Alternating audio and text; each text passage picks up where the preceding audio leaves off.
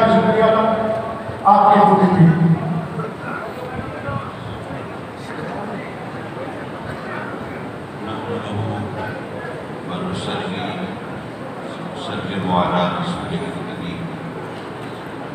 أما بعد فأعوذ بالله من الشيطان الرجيم بسم الله الرحمن الرحيم وإذ أخذ الله ميثاق النبيين لما آتيتكم من كتاب وحكمة ثم جاءكم رسول مصدق لما معكم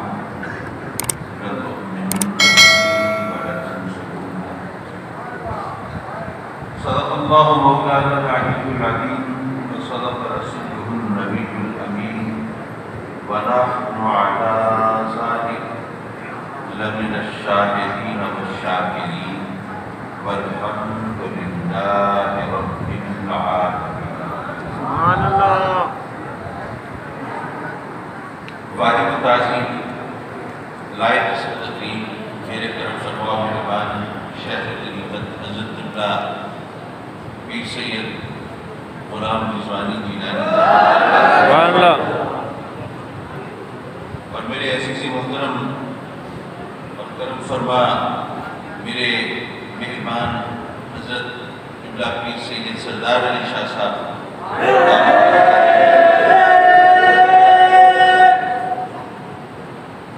اور ایوان امتداد میں آواز حق بلند کرنے والے میرے محترم دوست محترم مکرم مولانا قاسم فخری صاحب اور آج کی اس محفل کے میزبان محترم مکرم علامہ مولانا محمد احمد صاحب سعیدی اور ذی وقار ذی احتشام اور علماء کرام مہمانان گرامی اور مکرم و معزز حاضرین محفل، میں سب سے پہلے تو آج کی اس ختم نبوت کانفرنس کے انعقاد پر اس کے منتظمین کو دل کی گہرائی سے ہدیہ تبریک پیش کرتا ہوں. سبحان اللہ. اور ظاہر ہے کہ جب منکرین ختم نبوت کو کھلی چھوٹ مل رہی ہوگی تو ختم نبوت کے ماننے والے اپنے وجود کا احساس تو دلائیں گے. سبحان اللہ. اور یہ کانفرنس منعقد کریں گے اور اپنے بچوں کے ایمان کی حفاظت کریں گے اور عوام الناس کو بتائیں گے کہ یہ کسی کی چمک دمک سے متاثر ہونے کی ضرورت نہیں ہے اور اس طرح ان کی سازشوں سے ہوشیار رہنے کی ضرورت ہے. ابھی حضرت قبلہ پیر غلام رضوانی جیلانی صاحب نے بہت جاندار اور شاندار خطاب فرمایا. قرآن و حدیث سے انہوں نے آپ کی رہنمائی کی. جب وقت کے دامن میں گنجائش نہ ہو تو کوئی لمبی چوڑی تقریر کی ضرورت نہیں ہوتی، صرف پیغام دینے کی ضرورت. حضرات محترم، کوئی بھی نبی جب دنیا میں آتا ہے تو اس کی پہچان کیسے ہوتی ہے؟ اگر فاران کی چوٹیوں سے صدا آ رہی ہے کہ میں اللہ کا نبی، تو ادھر قادیان کے جنگلوں میں بھی کوئی بول رہا ہے میں بھی نبی. اب شناخت کیسے ہو کون سچا ہے؟ تو ہمیں بتایا گیا کہ یاد رکھو جو سچا نبی ہے وہ معجزہ دکھاتا ہے، جھوٹا نبی کبھی معجزہ نہیں دکھا سکتا. معجزہ کیا ہے؟ بول چال میں تو ہم سمجھتے ہیں، گفتگو میں استعمال بھی کرتے ہیں معجزے کا لفظ. جو بات بظاہر ناقابل یقین ہو، جس کا ہونا وہ خیال و گمان سے بالاتر ہو، جس کا کوئی جواز سائنس اور عقل کی روشنی میں پیش نہ کیا جا سکتا ہو، جہاں پر عقل گھٹنے ٹیکتے، سوجھ بوجھ ہتھیار ڈالتے اور فہم و فراست ہاتھ باندھتے، وہ معجزہ ہوتا ہے. جو سمجھ میں نہ آئے، جو عقل میں نہ آئے، وہ معجزہ ہے. نبوت کی پہچان معجزہ ہے. پتہ ہی چلا کہ نبوت کو، نبی کو پہچانیں گے تو کلمہ پڑھیں گے، پہچانیں گے تو ایمان لائیں گے، پہچانیں گے تو ان کا فرمان مانیں گے، ان کی تعلیمات کو قبول کریں گے. تو پہچان پہلا مرحلہ ہے. پہچان ابتدا ہے، پہچان آغاز ہے۔ نبوت کی ابتدا معجزے سے ہوتی ہے۔ پتہ یہ چلا کہ نبوت کی ابتدا وہاں سے ہوتی ہے جہاں عقل انسانی کی انتہا ہوتی ہے، کیونکہ نبی کی پہچان ہوتا ہے۔ حضرات مکرم، میرے آقا کریم حضور علیہ السلام کو رب کائنات نے بے شمار معجزے عطا فرمائے، جیسے باقی انبیاء کی معجزے آپ جانتے ہیں۔ سیدنا عیسیٰ علیہ السلام مردوں کو زندہ کرتے تھے، سیدنا موسیٰ علیہ السلام اپنا عصا مبارک پتھر میں مارتے ہیں، پانی کے چشمے ابال کے دکھاتے تھے۔ حضرت سلیمان علیہ السلام کا تخت ہوا کے دوش پر بہوے سفر دکھائی دیتا ہے۔ حضرت داؤد علیہ السلام اور لوہے کو ہاتھ میں موم کی طرح نرم کر کے دکھاتے تھے۔ تمام انبیاء نے معجزے دکھائے۔ میرے آقا کریم صلی اللہ علیہ وسلم کو بھی بے شمار معجزے ملے۔ آپ نے بے شک پتھروں کو سے کلمہ بھی پڑھوایا ہے، جانوروں سے سجدے بھی کرائے ہیں، درختوں کو اپنی بارگاہ میں بھی بلایا ہے، پانی کو اپنی مقدس انگلیوں سے جاری بھی فرمایا ہے، اور بادلوں کو پھاڑ کے بھی دکھایا ہے، اور چاند کے 2 ٹکڑے بھی کیے ہیں، اور سورج کو الٹے پاؤں بھی پھیلایا ہے۔ یہ تمام معجزے بے شک آقا کریم نے دکھائے ہیں، لیکن ہمیں بتایا گیا کہ یاد رکھو آقا کریم کا سب سے بڑا معجزہ قرآن ہے۔ سبحان اللہ۔ جب میں سوچنے لگا کہ سب سے بڑا معجزہ قرآن کیوں کہا جاتا ہے؟ قرآن بے شک ہم مانتے ہیں مسلمان ہے کہ معجزہ ہے، لیکن قرآن کا معجزہ ہونا تو ہمیں منوانا پڑتا ہے، دلیلیں دینی پڑتی ہے، ثابت کرنا پڑتا ہے، لوگوں کے سامنے دلائل کے انبار لگانے پڑتے ہیں، تب کہیں جا کے کچھ ماننے کے لیے لوگ تیار ہوتے ہیں قرآن معجزہ ہے۔ جبکہ اگر ہم کہتے ہیں کہ نہیں چاند کے 2 ٹکڑے کر دینا یہ سب سے بڑا معجزہ یہ، تو یہ بات کہیں زیادہ قریب قیاس ہوگی، بات سمجھ میں آ جاتی ہے آسانی سے۔ لیکن آخر قرآن کو سب سے بڑا معجزہ کیوں قرار دیا گیا؟ یہ بات ہے ذرا سمجھنے کی۔ دیکھیے انبیاء تشریف لائے، جس زمانے کے لیے، جس علاقے کے لیے، جس قوم کے لیے وہ نبی بن کے آئے، اس زمانے اس علاقے اور اس قوم کے سامنے انہوں نے معجزے رکھے۔ اس زمانے اس قوم کے لوگوں نے اپنی آنکھوں سے معجزوں کا مشاہدہ کیا، بچشم خود ان کو دیکھا۔ جن کے نصیب میں ایمان تھا انہوں نے کلمہ پڑھ لیا، اور جن کے نصیب میں محرومی تھی وہ ویسے رہ گئے۔ حضرات محترم، جس قوم، جس زمانے، جس علاقے کے لیے وہ نبی بن کے آئے، اس قوم، اس زمانے، اس علاقے کے لوگوں نے نبیوں کے معجزوں کو بطور خاص خود دیکھا، بچشم خود ملاحظہ کیا، اور جب ان کا دور نبوت ختم ہوا تو ظاہر ہے کہ معجزے بھی لوگوں کے سامنے نہیں رہے۔ اب آپ مانتے ہیں کہ حضرت عیسیٰ علیہ السلام نے مردوں کو زندہ کر کے دکھایا، لیکن کسی ایسے شخص کا عطا پتہ آپ کے پاس ہے جس کو حضرت موسیٰ نے، حضرت عیسیٰ نے زندہ کیا ہو؟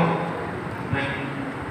حضرت موسیٰ علیہ السلام نے وہ پانی کے چشمے پتھر سے نکال کے دکھائے، لیکن اس جگہ کا کچھ معلوم ہے آپ کو کہ کہاں ہے وہ؟ کبھی پکنک منانے گئے وہ ڈے آؤٹ کے لیے؟ حضرت سلیمان علیہ السلام کا تخت ہوا کے دوش پہ بیٹھے سفر تو ہوتا تھا، لیکن کیا آپ نے دیکھا ہے؟ نہیں۔ باقی تمام نبیوں کے معجزے بھی سنے تو ہیں لیکن دیکھے نہیں ہیں۔ میرے آقا کریم صلی اللہ علیہ وسلم نے بھی تو پتھروں کو کلمہ پڑھایا، اب وہ پتھر ہمارے سامنے تو کلمہ پڑھتے ہوئے موجود نہیں۔ جانوروں نے سجدہ کیے، لیکن سجدہ جانور ہماری نگاہوں کے احاطے میں نہیں۔ چاند کے 2 ٹکڑے ہوئے، لیکن وہ 2 ٹکڑے اب اس وقت تو ہمارے مشاہدے میں نہیں ہیں۔ سورج نے اپنی چال بدلی، لیکن وہ اس کا چال بدلنا یہ ہمارے تجربے سے باہر۔ تو یارو، جو اب نبی جس زمانے، جس علاقے، جس قوم کے لیے نبی بن کے آئے، اس زمانے، اس علاقے، اس قوم کے لوگوں نے معجزوں کو خود دیکھا، اور جب تک ان کا دور نبوت چلتا رہا وہ معجزے تھے لوگوں کے سامنے۔ میرے آقا کریم حضور علیہ السلام کا دور نبوت تو قیامت تک چلتا ہے نا، تو کم از کم کوئی ایک معجزہ تو ایسا چاہیے تھا جو قیامت تک باقی رہے، اور وہ معجزہ قرآن کی صورت میں ہمارے سامنے پتا چلا کہ قرآن کا معجزہ ہونا دراصل ختم نبوت کی دلیل ہے۔ آج کے زمانے میں اگر ہم کسی غیر مسلم کو دعوت دیں، آؤ بھائی اسلام قبول کرو، ہلکا بگوش اسلام ہو جاؤ، ہمارے نبی کے نام کا کلمہ پڑھو، وہ کہے کہ ٹھیک ہے جناب ہم مسلمان ہو جاتے ہیں، کلمہ پڑھ لیتے ہیں، لیکن آپ کا اپنا اصول ہے کہ نبی کی پہچان معجزے سے ہوتی ہے، آپ کے نبی کا کلمہ تو پڑھیں، اپنے نبی کا کوئی معجزہ دکھائیں گے وہ کلمہ پڑھیں گے، سبحان اللہ، تو ہم قرآن ان کے سامنے رکھیں۔ سبحان اللہ، سبحان اللہ۔ اب معاف کیجئے کہ علماء کرام جانتے ہیں کہ اب اس مختصر وقت میں قرآن کی معجزانہ شان کو اجاگر کرنا وہ اتنا آسان نہیں ہے، لیکن میں صرف ایک آدھ بات اختصار کے ساتھ عرض کر کے آپ سے اجازت چاہوں گا۔ دیکھیے دنیا کی، میرے پاس کچھ نوجوان آئے بحث کرنے لگے، کہنے لگے کہ بات یہ ہے کہ ہمیں شروع سے بتایا گیا کہ قرآن فصاحت و بلاغت کے وہ شاہکار ہے، کہ فصحاء عرب، قادر الکلام شاعر، فصیح اللسان ادیب، وہ قرآن کی فصاحت و بلاغت کے سامنے عاجز ہوئے، انہوں نے کہا کہ یہ کسی بشر کا کلام نہیں ہو سکتا، یہ اللہ کا کلام ہے۔ تو چلیے ہم نے مان لیا کہ اس کی فصاحت و بلاغت ایسی کہ اس کی نظیر، اس کی مثال لانا ممکن نہیں، لیکن عربی میں قرآن کی مثال لانا اگر ممکن نہیں تو ہر زبان میں کوئی نہ کوئی ایسا شاہکار ہوتا ہے جس کے بارے میں کہا جاتا ہے کہ اس کی مثال نہیں ہو سکتی۔ جیسے انگریزی میں کہتے ہیں کہ جو شیکسپیئر کے جو ڈرامے ہیں ان کی مثال لانا ممکن نہیں، اسی طرح یونانی زبان میں ہومرس اوڈیسی، اس کے بارے میں کہا جاتا ہے اس کی نظیر ممکن نہیں۔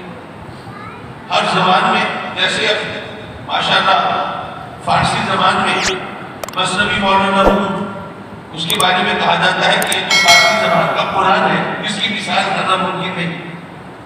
اسی طرح اردو میں کہا جاتا ہے کہ بڑے بڑے شاعر آئے، ادیب آئے، فصیح الکلام آئے، لیکن جو دیوان غالب ہے وہ اپنی مثال آپ ہے، اس کی مثال لانا ممکن نہیں۔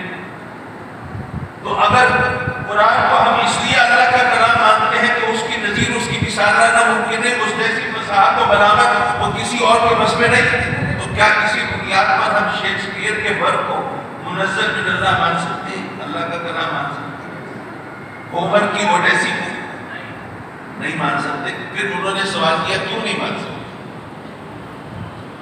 میں نے ان سے کہا کہ بات یہ ہے، اس بات کو آپ سمجھیے، آپ جو حضرات تشریف فرما ہیں، آپ میں سے اکثر لوگوں کی زبان سندھی ہوگی، کچھ لوگ اردو سپیکنگ ہوگی، کچھ ہو سکتا ہے پنجابی بولنے والے بھی، سرائکی بولنے والے بھی میری نگاہوں کے احاطے میں ہیں، ہر ایک کی اپنی زبان ہے۔ تو میں آپ سے سندھی کے بارے میں تو مجھے زیادہ معلومات نہیں، لیکن جو سرائکی بولنے والے ہیں وہ بتائیں کہ جو ریاست بہاولپور کی سرائکی ہے اور جو ڈیرہ اسماعیل خان کی سرائکی ہے کیا ایک جیسی ہے؟ اور جو چھب کی جنات کی سرائکی ہے کیا وہ ایک جیسی ہے؟ نہیں۔ اسی طرح سندھی بھی مختلف علاقوں کی سندھی وہ مختلف ہوگی۔ اسی طرح اگر اردو ہے تو دلی کی اردو اور ہے، لکھنؤ کی اور ہے، حیدرآباد نگر کی اردو اور ہے اور پنجاب کی اور ہے۔ اگر آپ کو انگلش سے شغف ہے تو امریکن انگلش اور ہے، برٹش انگلش اور ہے، اور on the other side of the globe, دنیا کے دوسرے حصے میں آسٹریلیا اور نیوزی لینڈ کی انگلش اور مختلف ہو جاتی ہے۔ دنیا کی ہر زبان پر 100-200 میل گزرے تو زبان کا مزاج بدل جاتا ہے۔ جو لفظ کسی ایک علاقے میں کسی ایک انداز سے سنا جاتا ہے دوسرے علاقے میں اس انداز سے نہیں ہوتا، نہ بولا جاتا ہے۔ لیکن آپ کو پتہ ہے کہ عربی زبان کتنے وسیع و عریض علاقے میں بولی جاتی ہے؟ پورے بر اعظم افریقہ کے اندر جو اصل زبان ہے وہ عربی ہے۔ عربی زبان بولنے والے ممالک کے درمیان ہزاروں میل کی مسافت ہے، اور ان کے عربی کے مزاج میں بھی فرق ہے۔ مصر کی عربی کچھ اور ہے اور سعودیہ کی عربی کچھ اور ہے، لیکن یارو قرآن کا کوئی ایک لفظ تو ایسا دکھا دو جو ایک علاقے میں کسی اور انداز سے سمجھا جاتا اور دوسرے علاقے میں کسی اور انداز سے۔ پھر اس کے علاوہ کچھ اور، کسی بھی زبان پر 100-200 سال گزرے تو زبان پرانی ہو جاتی ہے۔ شیکسپیئر کو گزرے تو تقریباً 450 سال ہو گئے۔ آج کل انگریز بھی شیکسپیئر کو بغیر استاد کے، بغیر ہیلمٹ بکس کے نہیں سمجھ سکتے، نہیں پڑھ سکتے۔ یونیورسٹی میں داخلہ لینا پڑتا ہے، اساتذہ کے سامنے ڈکشنریز کو لغت کو کھنگالنا پڑتا ہے، تب کہیں جا کر وہ شیکسپیئر کو سمجھ پاتے ہیں، کیونکہ بہت سے الفاظ متروک ہو گئے، پوشیدہ ہو گئے، فرسودہ ہو گئے، استعمال میں نہ رہے۔ اسی طرح کلام غالب کو 400 سال تو نہیں گزرے، کوئی 100 سال گزرے ہیں، لیکن وہ اٹھا لیجیے، اس میں 20 الفاظ ایسے مل جائیں گے جو کہ آج لوگوں کی سمجھ میں نہیں آتی۔ ہر زبان پر 100-200 سال گزرے، زبان پوشیدہ ہو جاتی ہے، متروک ہو جاتی ہے، پرانی ہو جاتی ہے، لفظ چھوڑ دیے جاتے ہیں۔ قرآن کو نازل ہوئے 1500 سال گزر گئے، کوئی ایک لفظ تو ایسا دکھاؤ جس کے بارے میں کہا جائے کہ آج کی دنیا میں یہ پرانا ہو گیا ہے۔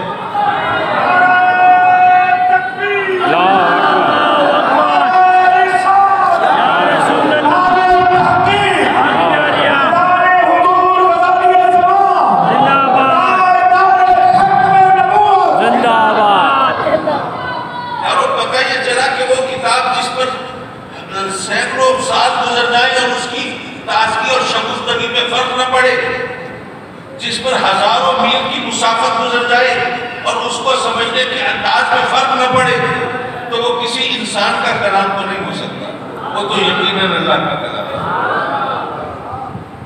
میں آخری بار ایک پیغام کے ساتھ اور خاص طور پر آپ لوگوں کی توجہ کا طلبگار ہو کر، کیونکہ یہ پیغام جو ہے یہ ذرا ساتھ لے کر جائیے گا۔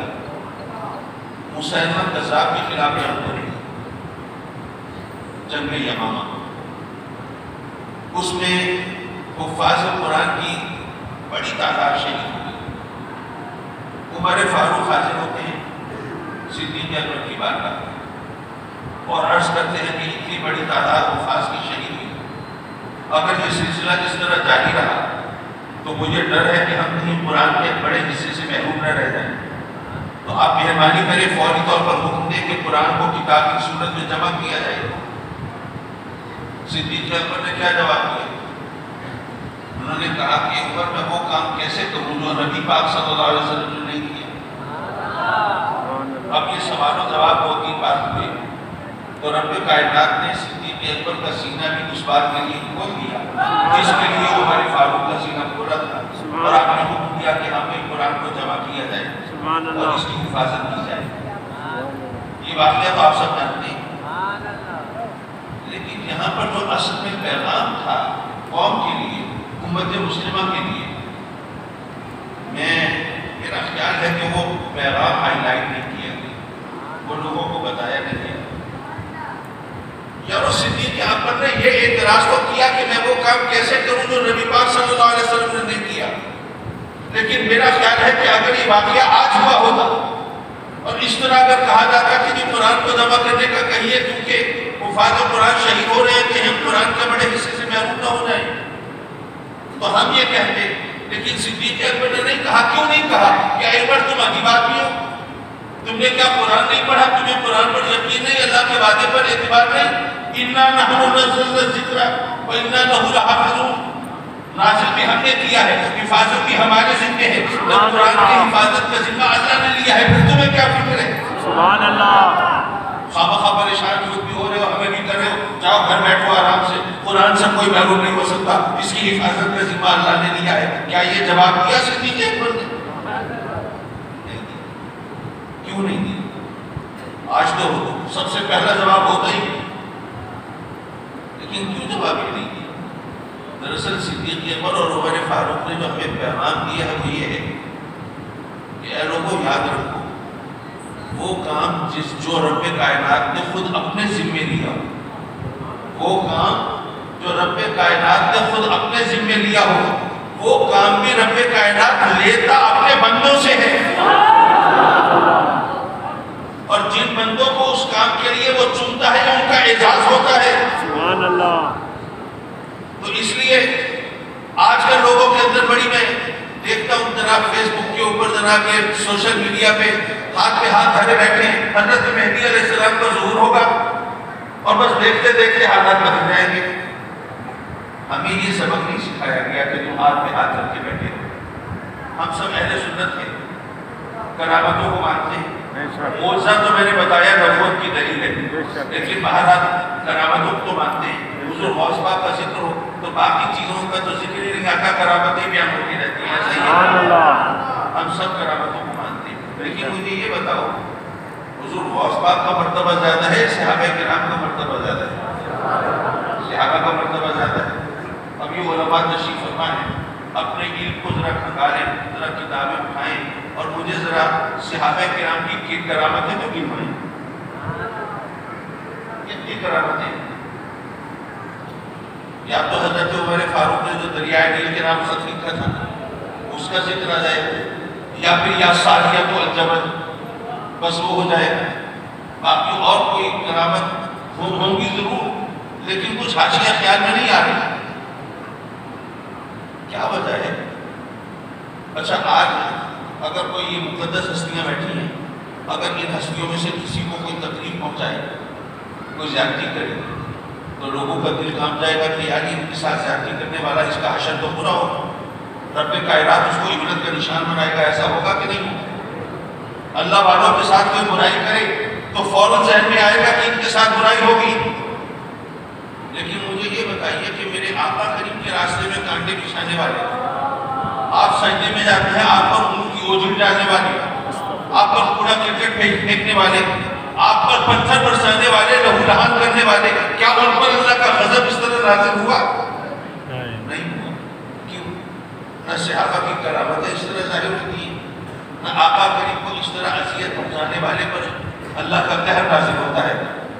دراصل میرے آقا کریم صلی اللہ علیہ وسلم نے بھی لہو لہان ہو کر اور صحابہ کرام نے بھی تمام مشکلات کا سامنا کر کے قیامت تک آنے والے مسلمانوں کو درس عمل دیا ہے کہ اے لوگوں، ہاتھ پہ ہاتھ دھر کے معجزوں کو اور کرامتوں کا انتظار مت کرنا، بلکہ راہ عمل میں نکلنا.